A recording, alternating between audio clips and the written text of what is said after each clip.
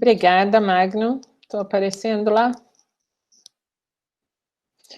Então, eu gostaria, com enorme satisfação, que eu apresente a conferência da professora Amanda Post. Em 2010, a Amanda concluiu o seu mestrado na Universidade Federal de Santa Maria, com a dissertação intitulada Estratégias de Reparo na Aquisição do Acento Primário do Inglês por Falantes Nativos, sob a orientação da professora Giovana Ferreira Gonçalves.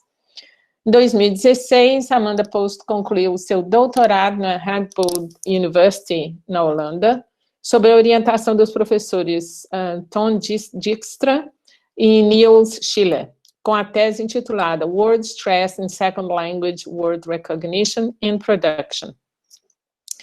Após a conclusão do seu doutorado, a professora Amanda Post retornou ao Brasil e trabalhou em Natal por um breve período, e atualmente é professora visitante na UFSCar, em São Paulo. A professora Amanda Post atua principalmente nos seguintes temas: fonética acústica experimental, psicolinguística teórica e experimental, aquisição de segundas línguas, fonética e fonologia da língua inglesa e do português brasileiro. Como é comum na formação de doutorado no exterior, que a gente não tem que catar papelzinho para colocar no lápis, a professora Amanda Post concentrou-se em consolidar sua formação científica e hoje certamente é, no Brasil, uma das profissionais mais bem qualificadas para trabalhar na interface entre fonética e fonologia e psicolinguística. A precisão metodológica e de análise são características do trabalho da professora Amanda Post. O trabalho da professora Amanda Post agrega alguns desafios. O primeiro deles é o trabalho com acento, que sempre esteve como pano de fundo em toda a sua carreira científica. O acento, como sabemos, e nós vimos hoje em várias apresentações, é uma propriedade crucial na organização da sonoridade. Contudo, a sua plena compreensão ainda necessita de esforços diversos, e o trabalho da professora Amanda Post nos permite avançar em tal compreensão. O segundo desafio diz respeito aos estudos em L2. Acabamos de ver um belo trabalho, agora. Até bem pouco tempo, a concepção sobre ensino e aprendizagem de L2 eram muito diferentes do que são hoje. E quando a Amanda certamente fez o seu mestrado, estou pensando aqui no Bira, no pessoal, no Ronaldo, no Cleiton, na Catine, pessoas que vieram depois dessa mudança de um olhar novo e experimental para os estudos na sonoridade, sobretudo em L2, eles estão buscando um novo caminho. E a Amanda está nessa busca também. E as pesquisas de ponta, como as desenvolvidas por essas pessoas, incluindo a Amanda Post, é que oferecem as possibilidades de avanços que temos vislumbrado. Em terceiro lugar, o método experimental em linguística tem se desenvolvido rapidamente nos últimos anos e tem imposto desafios aos pesquisadores. E a Amanda Post se capacitou exemplarmente para contribuir nessa área de investigação. Diante destes e de outros desafios, a professora Amanda Post tem se mostrado uma linguista excepcional que tem contribuído significantemente com os estudos em fonética e fonologia e áreas afins. Eu não sei até quando que vai o vínculo da Amanda com a UFSCar, mas ela não tem um posto de trabalho definitivo, como nós vimos hoje mais cedo, nem o Ricardo Napoleão e nem o Francisco Menezes, e eles três, que hoje foram os principais apresentadores das palestras, são excelentes linguistas e que eu espero que a comunidade brasileira saiba acolhê-los para trabalhar em áreas tão importantes como a formação tão primorosa que essas pessoas tiveram. Então, esse evento, quando eu falei mais cedo, ele também dá esse espaço, esses pesquisadores jovens que estão aí no mercado e se inserindo na docência e pesquisa brasileira. Então, é com enorme prazer que eu apresento e gostaria de escutar hoje o trabalho da Amanda Post intitulado Categorias Fonológicas Bilíngues. A palavra agora é com você, Amanda. Obrigada, Thais. Olha, muito obrigada por essa apresentação linda, por esse apoio teu, por ter me convidado, assim como os outros organizadores, alguns deles meus colegas, o Magno, a Luciana Lucente. a Maria Cantoni, que eu conheço só de referência bibliográfica. Sabe, uma coisa que está acontecendo aqui nesse encontro, que eu estou sentindo uma inveja boa, é que tem muita gente que se conhece, se manda beijo, abraço. Eu tive 7 anos fora do Brasil, eu não conheço muitas das pessoas que estão aqui, mas eu espero que um dia presencialmente a gente possa também se conhecer e que a gente tenha esse nível de amizade que eu estou vendo aqui nessa apresentação, nesse grupo, né? Então, quero agradecer muito o apoio, mais uma vez, da professora Thais e o convite, né? E a oportunidade de estar aqui conversando com vocês hoje. Eu vou colocar a minha apresentaçãozinha para vocês.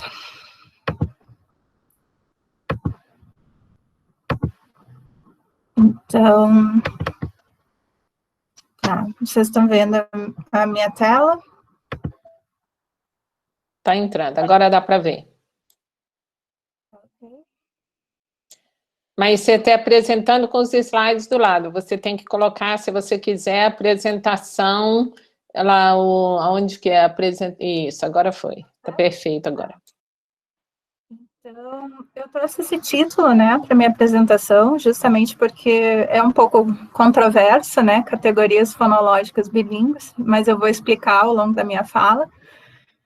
E como a professora Thais já falou, eu tenho a minha formação é em letras em inglês de Santa Maria, né? Desde cedo eu me interessei, então, por fonética e fonologia, eu era monitora da fonética e fonologia do inglês, e depois eu fiz a minha tese foi também no ensino de prosódia na sala de aula, né, de inglês. E olha, gente, deu resultado, é possível ensinar prosódia em sala de aula de língua estrangeira.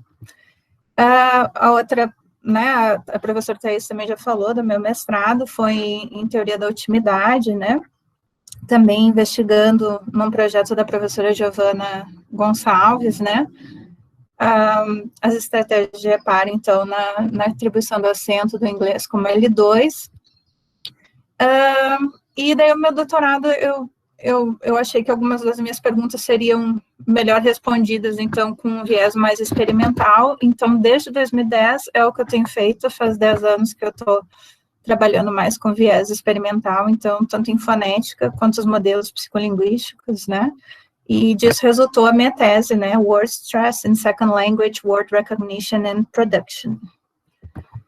E aqui está o livro, né, que gerou essa tese. Vocês têm, se vocês tiverem interesse, ele está disponível no ResearchGate, for free, então, sem custos, só baixar lá.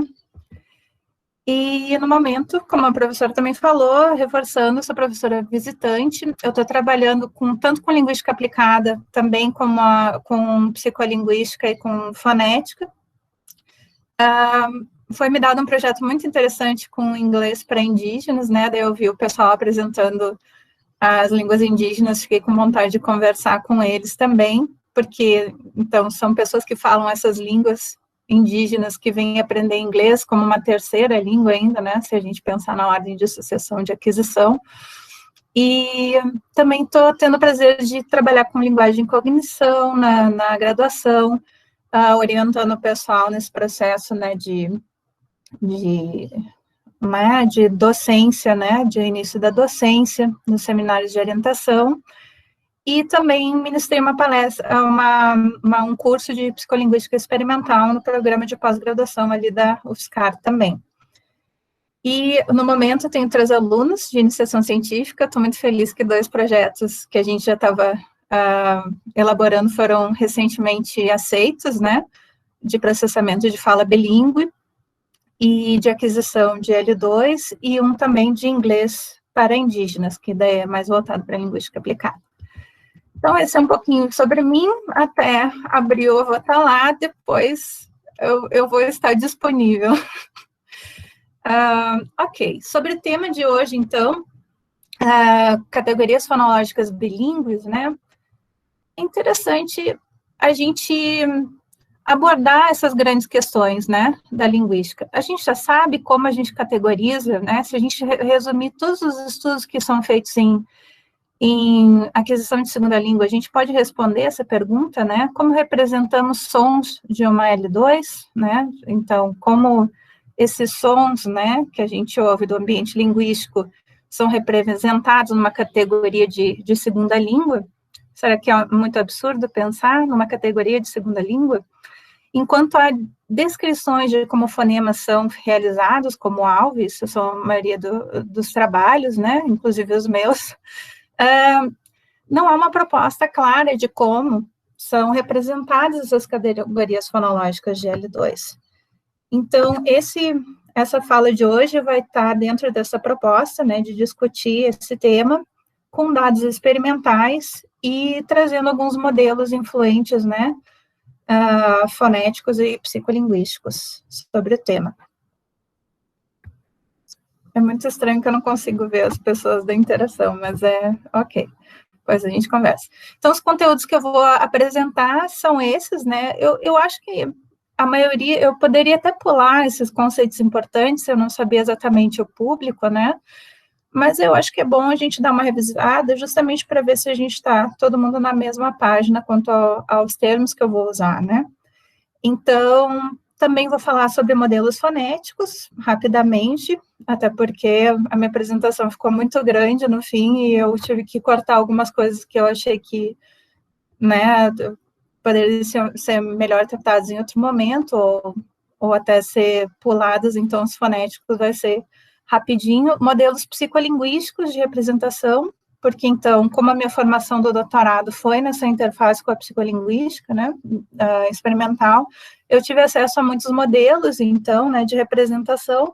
Tem poucos modelos bilíngues, então, o que eu venho propor através, né, baseado em dados, é uma proposta, né, de modelo psicolinguístico de categorias fonológicas bilíngues, que é o que eu vou apresentar por fim. Mas eu pretendo dar bastante bagagem para a gente poder compreender isso e discutir isso melhor no final.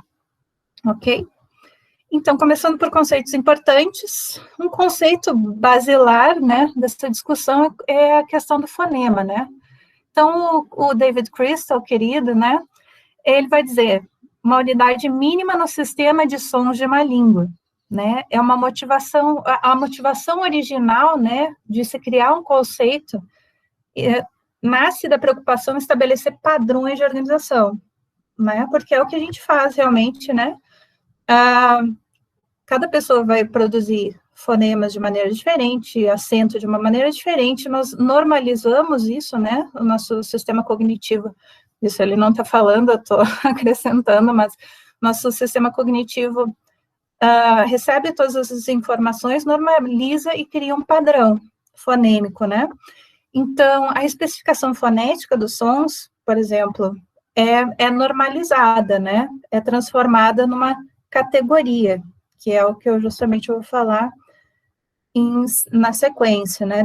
Depois de contrastes. Então, em contrastes, é um outro conceito interessante, é um termo usado, então, em linguística, né? Para as diferenças entre unidades, principalmente serve para distinguir significado em uma língua, né, isso, desde o Saussure já vem nessa distinção, né, que a definição de uma unidade se dá pelo contraste com uma outra, né, tais diferenças são também referidas como distintivas, funcionais ou significantes, então essa contrastividade é considerada fundamental nas análises em linguística, né, e é interessante como isso se dá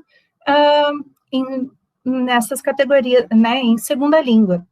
Então, pode ser ilustrado com referência à noção de fonema, em particular, né, que pode ser definida como uma unidade mínima de contraste, né.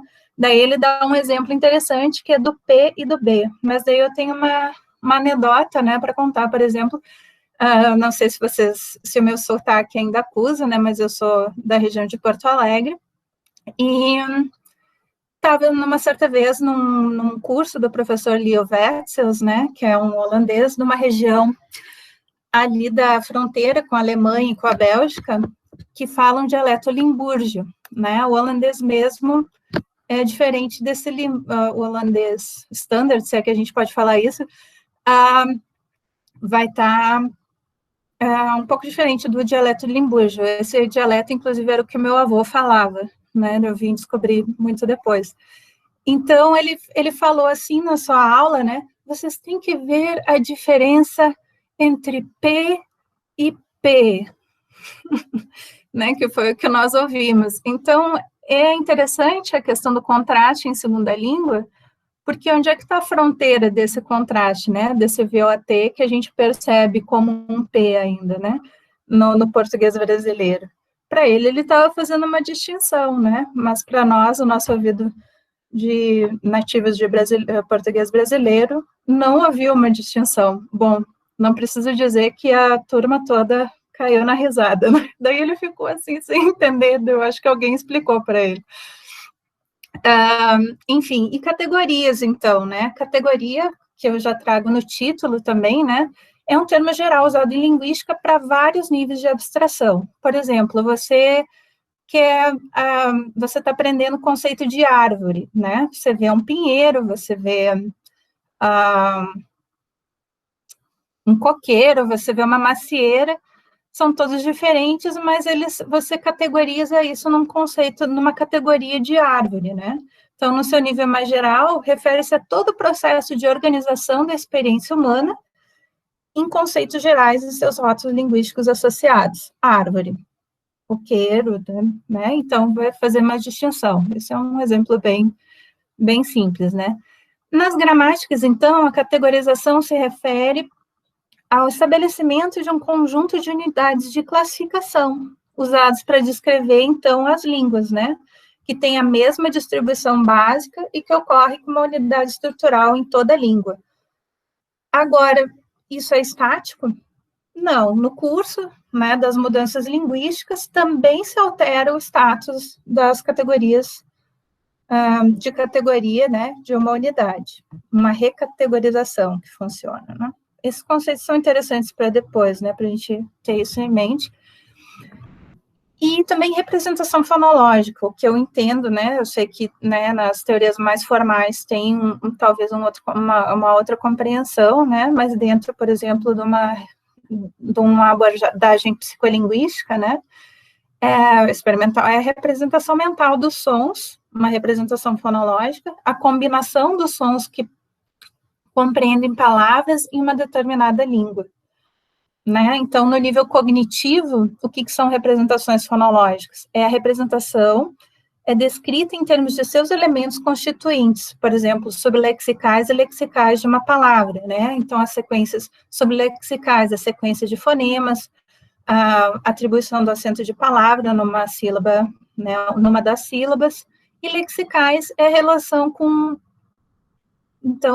representações mais altas também, é uma representação mais alta, que daí tem relação com a semântica, com a incidência dessa palavra no léxico, e também com a relação de palavras vizinhas, né, palavras que sejam semelhantes em forma, por exemplo.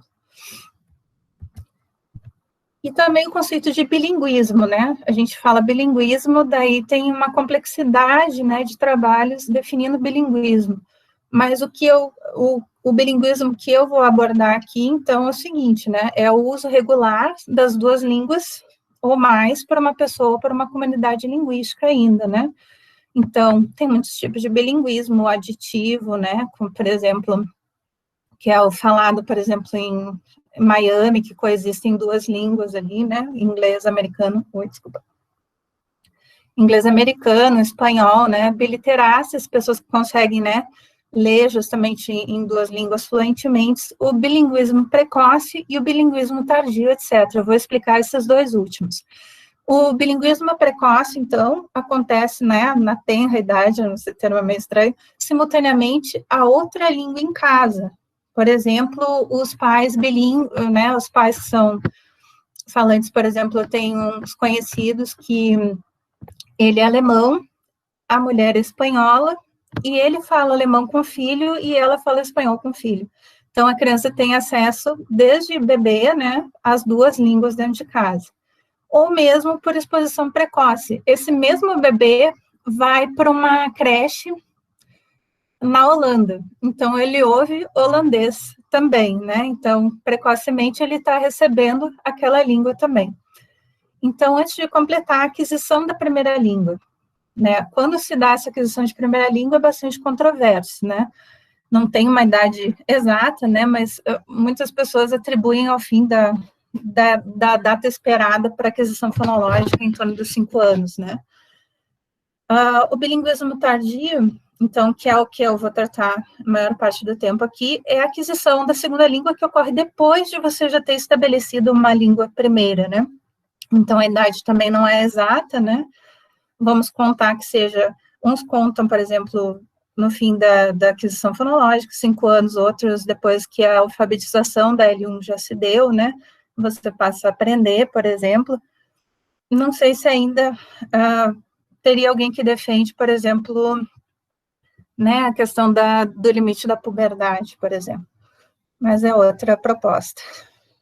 Então, a literatura em aquisição da linguagem tem mostrado que o bilinguismo precoce resulta mais facilmente num near native, né, numa pessoa que vai ter uma gramática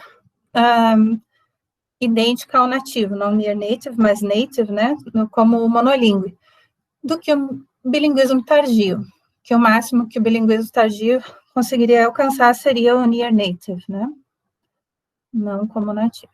Ok? Então, seriam esses os conceitos que eu achei importante revisar. Ao longo, vocês podem me falar também se faltou algum. E eu vou começar, então, com os modelos fonéticos, né? Dentro da minha expectativa, né, para hoje. E eu não tenho uma noção de tempo muito, né? Mas teria que ter aqui, eu ia colocar, enfim. Até você tem mais entre 20 e 25 minutos. Ok, tá, então vou correr um pouco. Eu vou te avisar 5 minutos antes. Tá, no total é uns 40, né? É. Ah, tá ok. Então... Não, 20 minutos a partir daqui. Ok.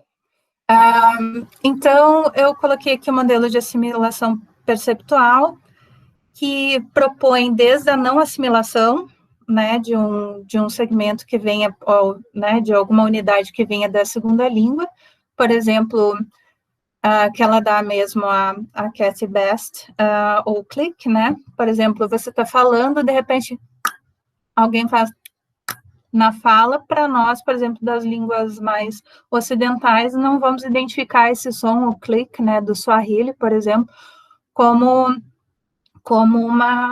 um som de fala, propriamente, né? E até uma categorização total, por exemplo, no caso do bilinguismo, por exemplo, eu pensei nas fricativas, né, dentais do inglês, que são um pouco difíceis, eu vou dar muito exemplo do inglês, por ser professora de inglês, né, originalmente. Então, a fricativa dental, né, sendo substituída, por exemplo, ou sendo assimilada por uma categoria da L1, que é justamente a plosiva alveolar, né, por exemplo, thanks, que vira thanks, né, e fica thanks, né, é totalmente assimilado. O problema, então, é que a Cathy Best, no PEM, né, o modelo de assimilação perceptual, propõe justamente que a direcionalidade, né, dessa influência vai ser sempre da L1 para L2. Então, sendo assim, unidirecional, né? Só a L1 influencia a L2. E também que é só um modelo que só de percepção, né? Daí, outro modelo que eu trago, né? Eu estou trazendo, assim, os mais influentes que eu conheço, então, o Strange, do Strange 2011, a percepção seletiva automática, que ele prevê que uma vez que você estruturou uma rotina para extrair, por exemplo, os sons de fala, baseado na sua L1, essas rotinas vão estabelecer, então, vão interferir na sua percepção de L2.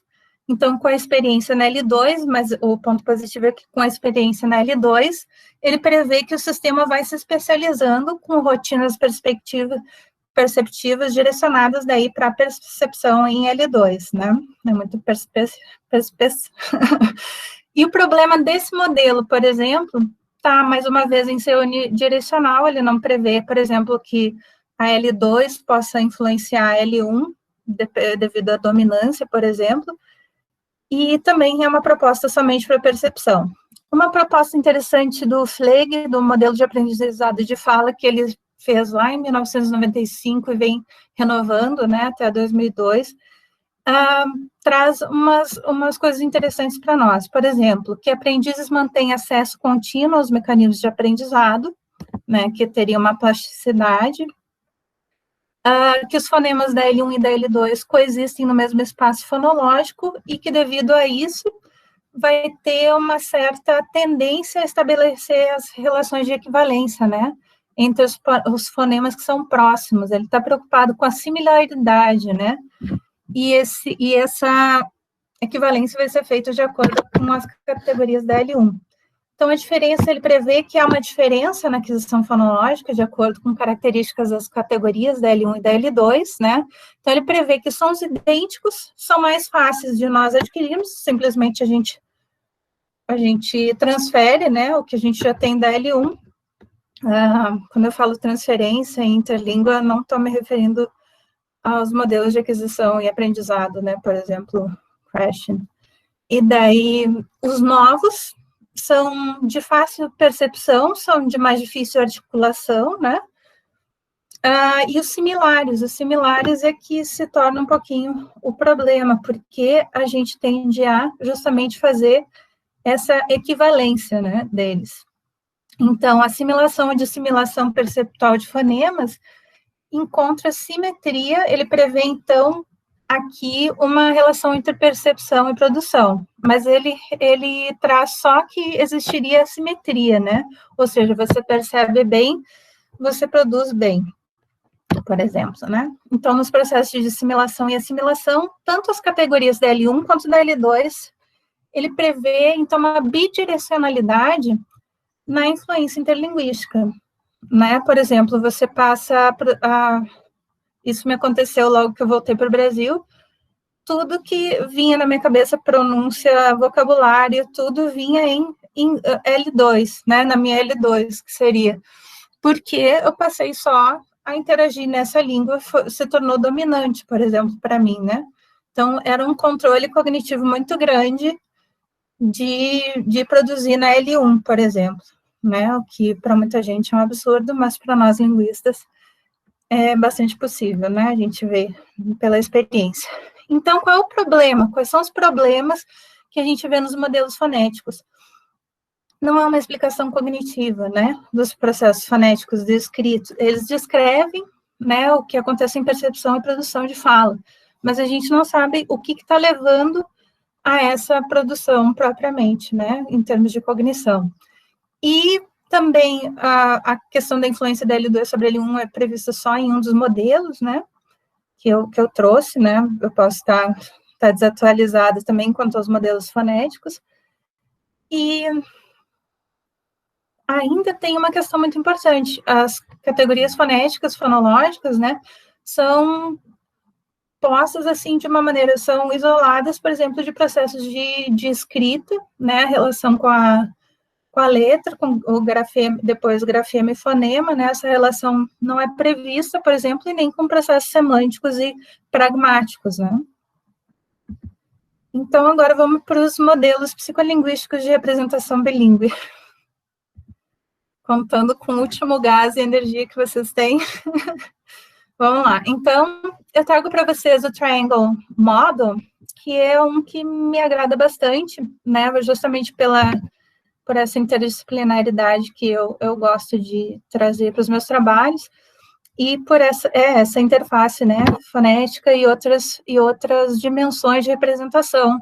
Por exemplo, ele nos mostra aqui na figura que se nós fizermos a questão da percepção auditiva, né, puramente do sinal acústico, e transformarmos isso numa identificação de categoria fonológica e irmos, né, para uma representação semântica, ou seja, uma interpretação dessa fonologia numa unidade semântica, né, numa palavra, num significado, a gente tem o processo que acontece, por exemplo, né, quando a gente ouve alguém falando, né, na interação com alguém. Agora, é só afetado a fonologia e semântica nesse processo? Não, ele prevê justamente vias de mão dupla, né, ou seja, afeta indiretamente a questão da ortografia aqui, né. Eu tenho meu mousezinho. Eu gostei muito daquele mouse que as pessoas colocam e apontam em vermelho. Depois eu vou pedir a dica, viu? Então, a fonologia é afetada, né, indiretamente aqui. É interessante os trabalhos sobre aquisição de escrita, justamente que as crianças não apresentam realmente essa ativação da parte visual do cérebro, por exemplo, antes que seja, daí você vê bem o processo de aquisição da escrita, quando elas passam a ativar uma parte do cérebro que é justamente designada, né, para o reconhecimento visual. Mas antes disso, realmente ela só tem essa via aqui, fonologia e semântica.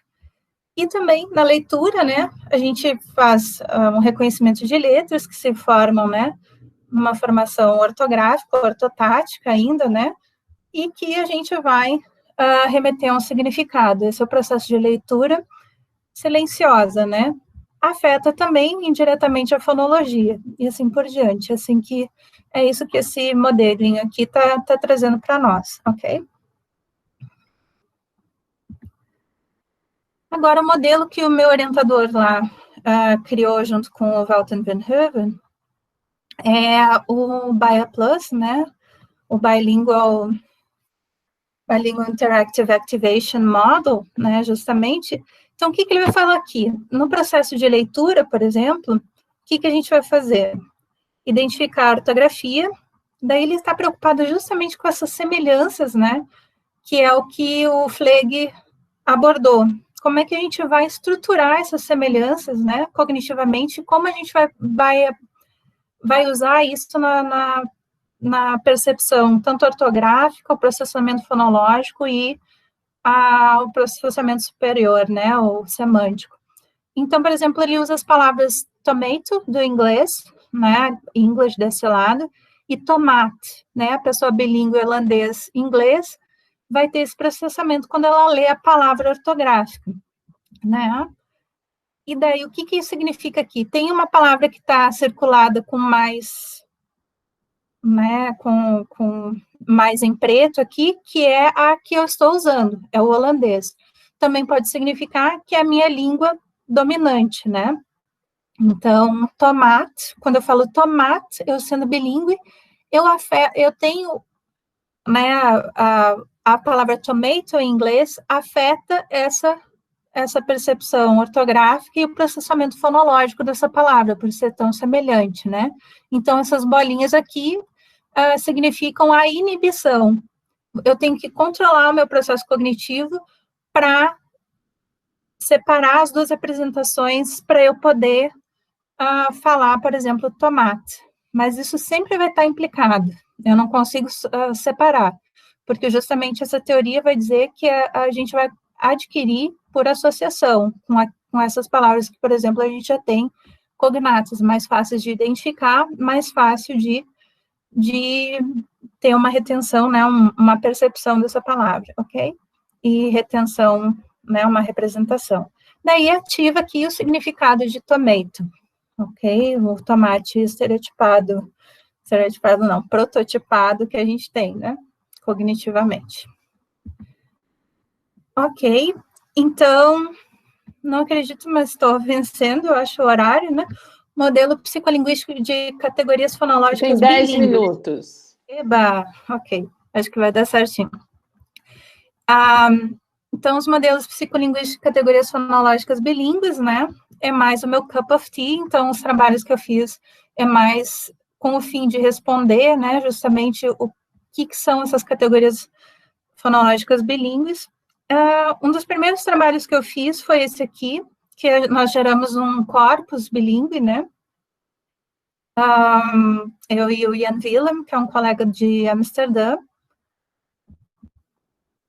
Então, o objetivo desse estudo era descrever justamente, nós fizemos uma equação, né, eu pensei na equação, o Jan Willem me ajudou com a formalização desse algoritmo, né?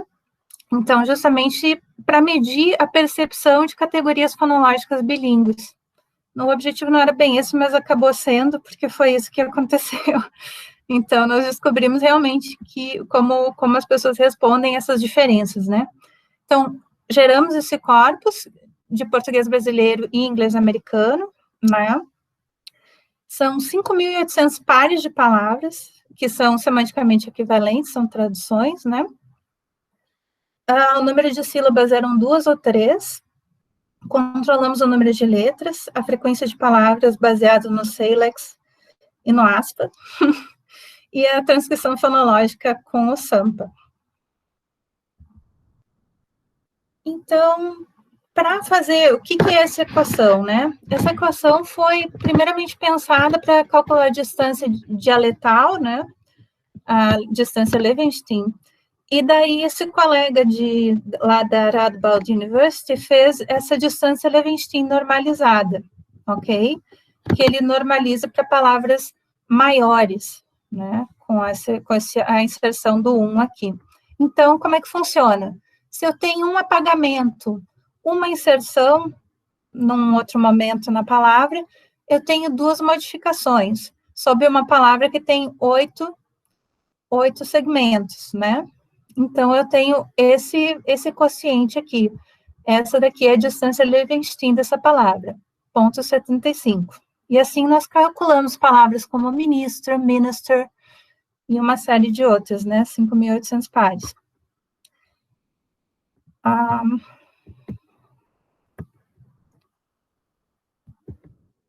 Acho que eu... Ok, ficou aqui, então. Isso daqui era para mostrar para vocês justamente que nós temos 14, por exemplo, 14 vogais no inglês, né? E no português nós temos 5 fonêmicas, né? Assim como no inglês, 14 fonêmicas. E esses rabiscos aqui, vocês podem dar risada da minha arte, vocês estão em casa mesmo, eu não vou saber que vocês riram, da minha arte, que é justamente para fazer, pontuar onde a gente faria categorizações no português. Isso baseado, né, nos muitos trabalhos que já mostram o que a gente faz com as vogais, né? Então, nós implementamos essas categorizações aqui, por exemplo, onde tem cat, a gente faz ou o mais alto, né? Então, a gente implementou esse segmento aqui, ao invés desse aqui, na distância Levenshtein, ok? Então, o que seria ministro, minister, nós não consideramos, por exemplo, como aqui, né, na categoria das vogais mais altas também, o I e o E mais curto, nós também não fazemos muito bem essa distinção, nós implementamos somente um I aqui, que não é exatamente o mesmo do inglês, né, que a gente tem, porque o do inglês seria tenso, né, mas a representação é aquela, então, nós implementamos, o cachorro da vizinha resolveu, só um dos Is aqui nesse cálculo, justamente porque a gente queria prever com isso o que as pessoas iriam julgar depois. O teste era justamente esse, nós pedimos para falantes nativos do português brasileiro que falassem inglês como língua estrangeira, né, upper intermediate e advanced, né, as proficiências, então, nesse sentido, nós testamos com o XLEX e um questionário onde eles reportaram, a maioria desses participantes estavam na Holanda para fazer algum tipo de intercâmbio, e também, daí nós usamos eles não tinham acesso ao holandês, porque meio acadêmico, é todo em inglês na Holanda, né? Então... 5 minutos, Amanda. Oi? 5 minutos. Fechando aí. Me dei mais um pouquinho. Me dei mais um pouquinho. Mas eu acho que, assim, vão tentar ir, assim, avance e vão fechando, porque a gente já passou muito tempo do tempo. Tá ótima a sua apresentação, mas, assim, vamos tentar. Ok, então nós fizemos um teste, pedimos para as pessoas julgarem, então, a semelhança ortográfica, fonológica e a familiaridade dessas palavras, né? com uma escala Likert, né, de 1 a 5. Então, esse aqui é um exemplo das palavras, e daí tivemos 5.616 respostas, né? Então, o que a gente observou? Que na semelhança ortográfica, quanto à semelhança fonológica, teve uma concordância entre os participantes, as respostas foram muito semelhantes, e também com a familiaridade lexical, mas um pouco menos. E o que nós observamos dos julgamentos em si é que a semelhança ortográfica foi bastante alta, como a gente esperava, né? A fonológica foi um pouco menor, né? A concordância entre o que eles estavam lendo e entre as duas palavras, né? E também retomando ao sistema fonológico bilíngue deles, né? E também a familiaridade lexical teve correlação alta, porém muito mais baixa do que os outros, a questão ortográfica e fonológica. Isso é devido à experiência, né, de cada um com o léxico, né. Ok, então, para concluir essa parte, as medidas que criamos correspondem à percepção de distância lexical, e também isso pode ser usado, então, essa medida, né, pode ser usada como recurso para ensino de escrita e oralidade de língua estrangeira, e também como instrumento de avaliação de proficiência linguística. Quanto mais concordar, menos a relação com o alvo tem, né? Tá, eu vou apresentar mais esse experimento rapidamente, tá? Que é um experimento que eu fiz justamente para ver o processamento diretamente do sinal acústico, né? Sobre o acento de palavra, por nativos e não nativos, né? De inglês americano. Então, eu usei esse paradigma aqui, que é o paradigma do mundo visual. Aqui está mostrando um exemplo do paradigma com figuras, né? E a palavra era at breakfast, the girl ate and, daí normalmente vem em seguida o estímulo, né? Então, mas aqui ele já tem uma questão semântica, né? At breakfast, você já exclui uma banheira, um telefone e um cactus, né? Fica maçã, né? Que a gente esperaria. Então, o objetivo desse paradigma é justamente ver onde as pessoas estão olhando, né? A fixação, né? No estímulo, visto o estímulo visual, visto o estímulo auditivo que elas estão recebendo. Agora eu tenho no meu caso, eu utilizei palavras, porque eu queria ver justamente o que as pessoas decodificariam da ortografia em termos de fonologia, né? Se é compatível com o sinal acústico, né? Então, eu tenho um exemplo aqui. Vocês ouviram? Esse é o estímulo. Era click on, era semanticamente neutro, né? Click on, e daí vinha justamente o estímulo. Click on advocate, por exemplo. Daí você fica olhando para as palavras, né? Solvable, adjective, reduced, advocate, daí você vai e clica na palavra advocate, enquanto a gente fica monitorando o que você está fazendo com os olhos. Então, visto, né, justamente esse quadro aqui, que nós não reduzimos, né, o suficiente para tirar esse fonema de uma categoria fonológica que a gente tenha, né, no português, então a gente vai pensar, então nós usamos justamente essa reduzida aqui, a superior aqui, que a gente imaginou que ia ser categorizada, e também nós usamos o schwa, né, que também nós fazemos um pouquinho de uma baguncinha aqui no que a gente produz em inglês, né. Então, a gente vai contar que há processos de categorização de vogais baseados na língua materna dos falantes e que isso vai ser transferido para a percepção, né? Então, quais eram as nossas condições, né? A gente tinha a categoria 1, que tinha o overlap, não sei exatamente como traduzir, mas era uma coincidência, então, tanto de letras quanto de sons, né? Como nas palavras advocate e adjective, o que está em caixa alta é a parte do acento, né? a categoria 2, que é um false overlap, que é um teste, né, que é a nossa condição teste.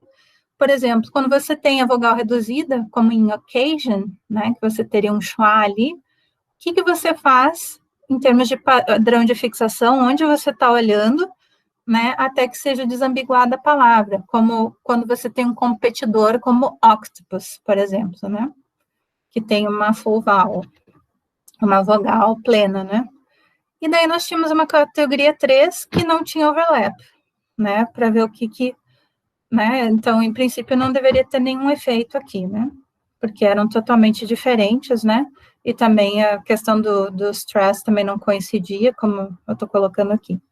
Então, os participantes Amanda, nós já temos 4 perguntas interessantes, e se a gente não for encaminhar para fechar, nós não vamos poder ter as perguntas. Mas eu estou mesmo fechando. Tá bom. Tá, então eu tive os participantes 21 americanos, 23 brasileiros. Um dos organizadores dessa conferência foi meu participante, eu não posso revelar quem, porque eticamente não é permitido, mas eu acho que ele estava curioso para saber os resultados, então, eu falei, estão aqui, viu, essa pessoa. Então, a hipótese era, se os participantes fossem sensíveis à redução vocálica e à tonicidade da primeira sílaba das palavras experimentais do inglês, elas seriam capazes de escolhê-las rapidamente, sem sofrer influência de palavra competidora com a vogal plena e com o acento, ok? Então, esses são os resultados, eu espero que dê para vocês verem em casa, que é justamente, eu tenho a alvo, né, target em azul, eu tenho a competidora em verde, e em vermelho eu tenho a média dos distratores, das duas palavras que não tinham relação nem com alvo, nem com competidor, ok? Então, o primeiro exemplo é da categoria 1, em que eu tinha tanto a coincidência, né, do acento e do segmento, né, com a vogal plena. Vocês vejam que o primeiro quadro é dos falantes nativos de inglês e o segundo vai ser dos não nativos, em todos os exemplos que eu vou mostrar aqui, né, os resultados. E daí vocês vejam que aqui o 0 é a partir do momento que a palavra foi dita, o processamento visual, nós temos cerca de 100 milissegundos a 200 milissegundos que a gente faz esse processamento, né, até que os nossos olhos, né, saem do processamento cognitivo e vá justamente para o que a gente está pensando, esse que é o interessante do eye tracking, né, e justamente leva em torno de 200 a próxima de 250, né, milissegundos para os nativos processarem essas palavras que são idênticas na primeira sílaba, e um pouco mais, né, em torno de 300 a quase 400 milissegundos para os falantes não nativos. Ok, é um padrão semelhante, né, tem essa questão de ter um tempo maior de processamento dos não nativos é esperado. Agora, a situação teste, o que nós queríamos observar, que era o falso overlap, né, a falsa coincidência da vogal reduzida com a vogal plena, a gente vê que os falantes nativos usam essa pista acústica quase no mesmo momento que ela é apresentada. Muito pouca dúvida, 150 milissegundos eles estão reagindo e olhando para aquela palavra que tem a redução vocálica. Mas olha o que acontece com os falantes não nativos. 300 milissegundos. É uma diferença de 150 milissegundos. Então, a gente pensa aqui que eles esperaram realmente o ponto de desambiguação da palavra para poder decidir, porque a primeira sílaba não foi uma pista, né? E, enfim, as palavras que não têm nenhuma coincidência, né? Nem de acento, nem de segmentos, em 100 milissegundos, o tempo esperado, né, para a reação cognitiva, ele já tem uma resposta, ok?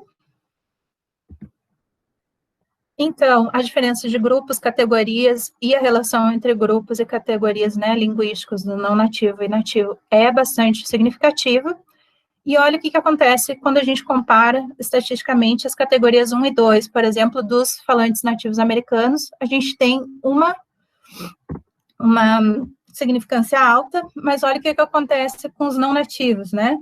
A gente não tem uma significância. Então, para eles, tanto a categoria 1, que tem realmente, que não tem nenhum, que tem uma coincidência, né, real dos segmentos e do acento, com relação à categoria que tem uma falsa coincidência, né, do acento e da vogal reduzida versus plena, né, para os não nativos é a mesma coisa.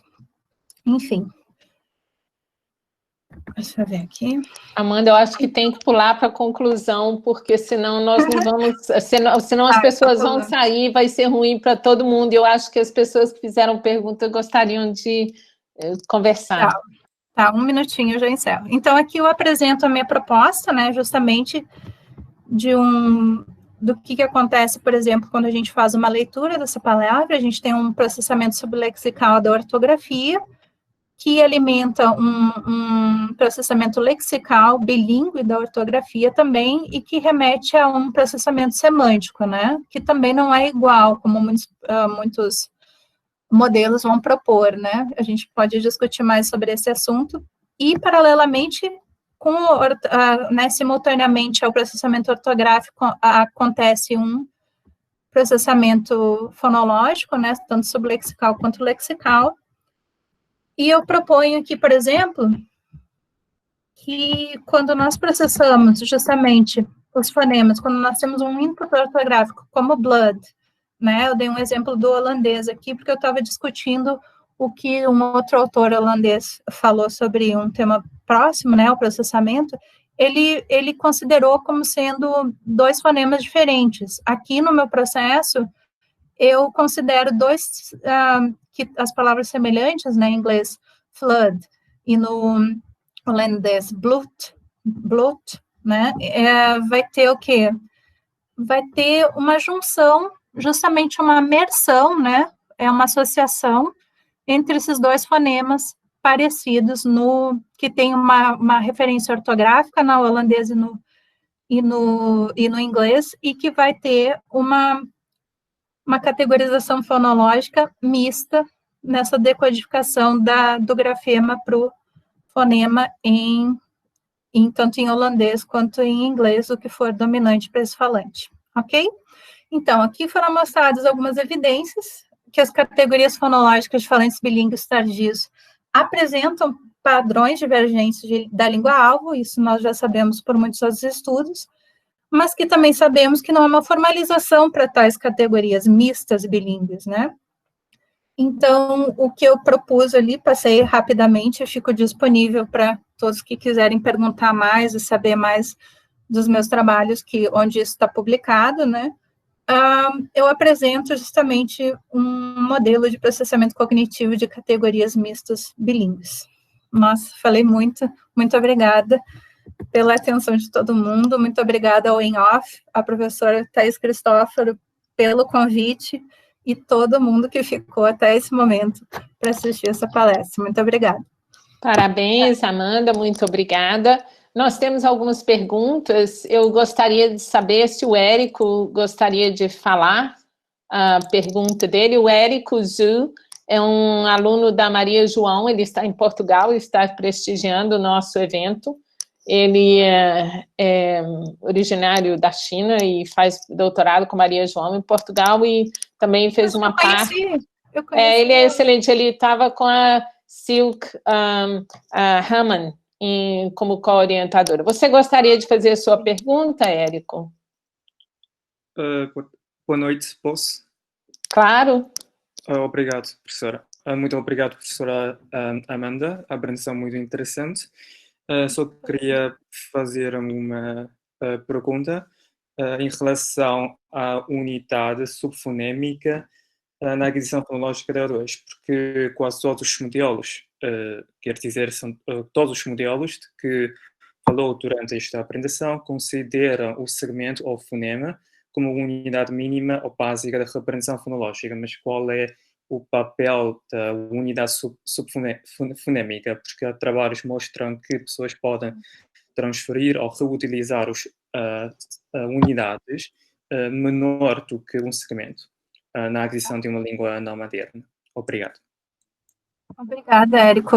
É isso, eu não deixei isso claro, justamente esse último experimento que eu tratei, eu chamo de processamento subfonêmico, justamente, porque daí a gente vê que existe uma redução, tanto em termos de duração, quanto de a redução, né, também dos formantes, né, nessa fala nativa e que não é processada, né, propriamente pelos falantes não nativos, né, e que forma uma outra categoria que não é exatamente também a categoria da L1 correspondente, né, então se torna esse sistema misto e é justamente nos aspectos subfonêmicos de duração e de frequências fundamentais, 1 e 2, né.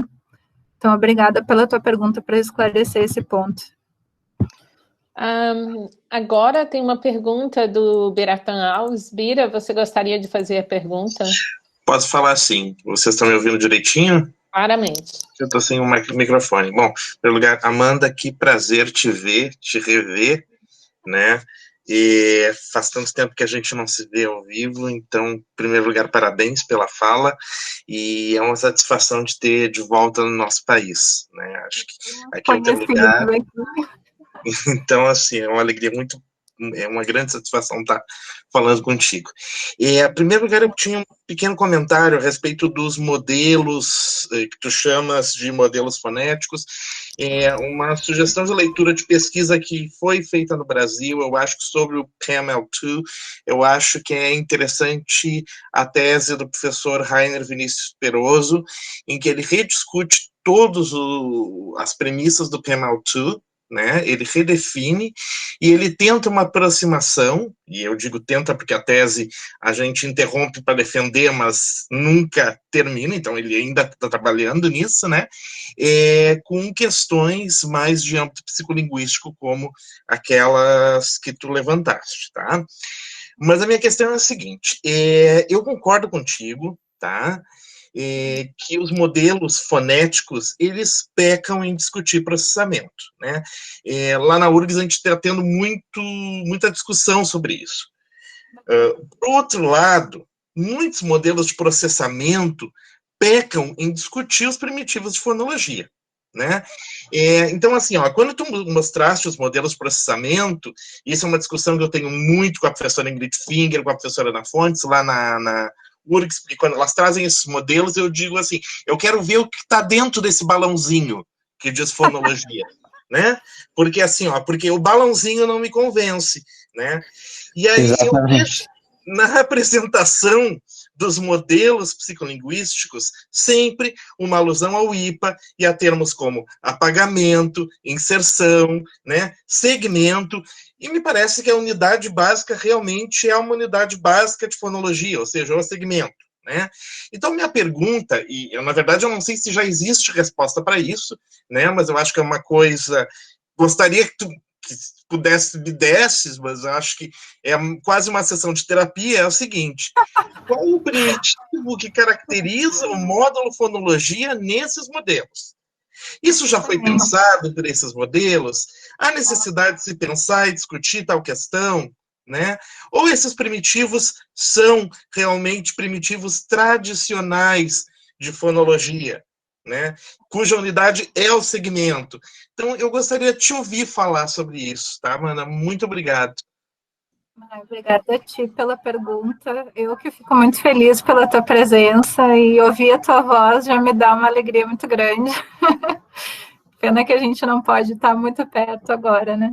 Então, olha, o problema dos modelos de psicolinguística é que a maioria deles é feito por psicólogos, e a maioria dos modelos de fonética e fonologia são feitos por linguistas.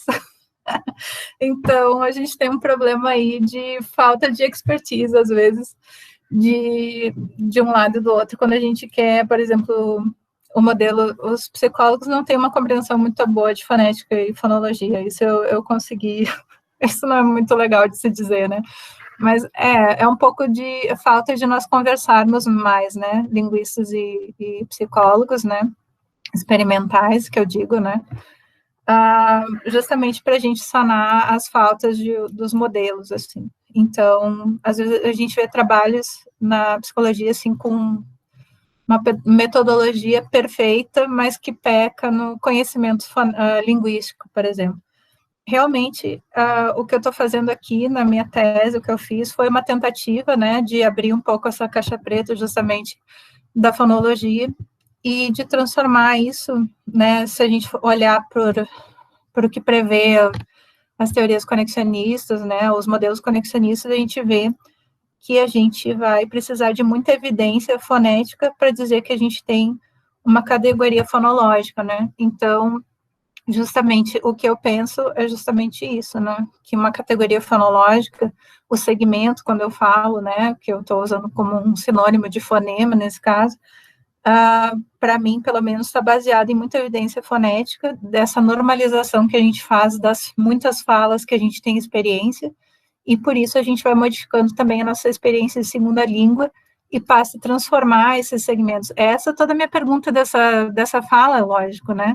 Porque é a questão da categoria fonológica bilíngue. Ela não existe, né? A gente não tem isso formalizado. Então, justamente, estaria aí a minha inquietação também, né? E a minha tentativa desde o doutorado de tentar propor que é um modelo misto, tanto nos termos, né, que da fonética, e como isso se estabelece, então, uma tentativa de investigar como isso se estabelece no sistema, né, como uma unidade fonológica, mas não nos termos formais, daí, baseado na experiência, né, com as evidências de fala.